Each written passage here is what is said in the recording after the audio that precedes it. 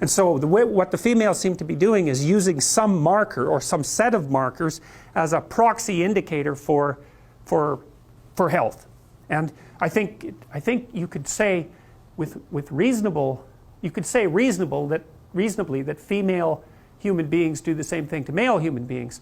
And there's some of that vice versa too. Like we evaluate each other, for example, for symmetry, which is one of the elements of beauty, because healthier people tend to be more symmetrical. And lots of animals use symmetry. Butterflies, if butterflies won't mate with another butterfly if it deviates from symmetry by the tiniest amounts you can imagine. So symmetry is a marker, and there's other markers like shoulder width to waist width is one, and waist width to hip width is another. That's usually what males use that to evaluate females in part. So there's lots of markers of health. But it also looks to me like the data worldwide seems to indicate that women, so imagine that women mate across dominance hierarchies and up, socioeconomically speaking. And on average across cultures, women go for men who are about 4 to 5 years older. You know, it varies. In the Scandinavian countries, that's shrunk a little bit, but not that much. And in other cultures it's bigger. I would say that depends to some degree on difficulty of establishing economic independence, right? Because in richer countries it's easier to have enough economic independence if you're a male to be a useful participant in the process of having children.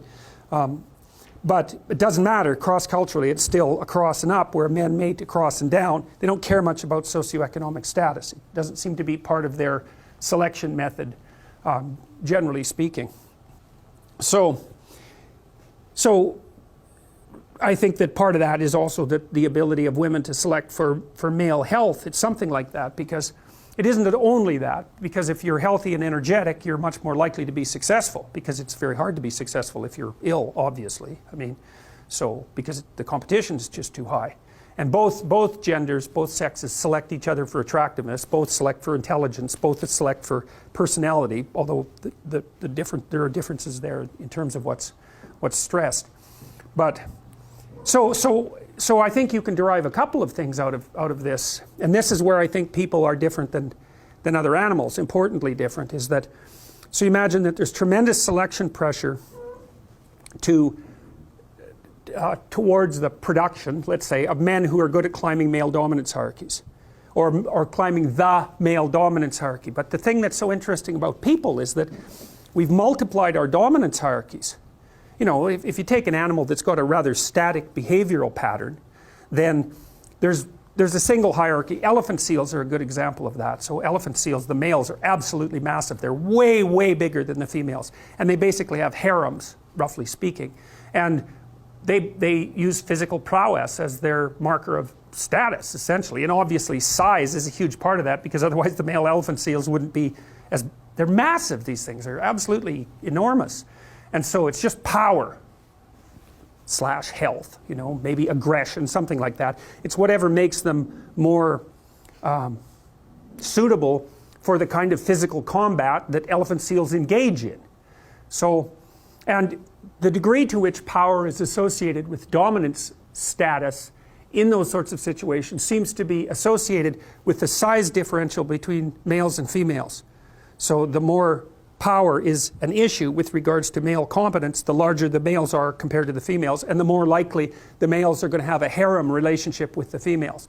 And you see that a little bit in human beings, because men are bigger than women. They're not overwhelmingly bigger, that's sexual dimorphism. And you know, there's some men that are smaller than some women, but on average men are taller and they have more upper body strength and so forth. So there is a power element to male competition, but it's not as extended as it would be among animals, say like elephant seals. So in the elephant seal, you see maybe there's one stable set of traits that's being selected for that makes the males more likely to reproduce. But human beings, we're very weird creatures because we're so conceptually flexible. And so what seems to have happened, maybe males started selecting each other in dominance competitions for something like cognitive flexibility and conscientiousness. It's something like that.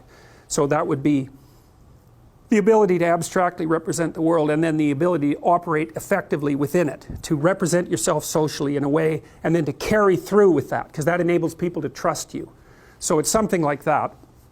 And so that produced cortical expansion, and then women were selecting men who were good at that, and that produced cortical expansion, and then there's an arms race between women and men with regards to intelligence. So the women kept up, or they certainly kept up with intelligence as the evolutionary cycle continued.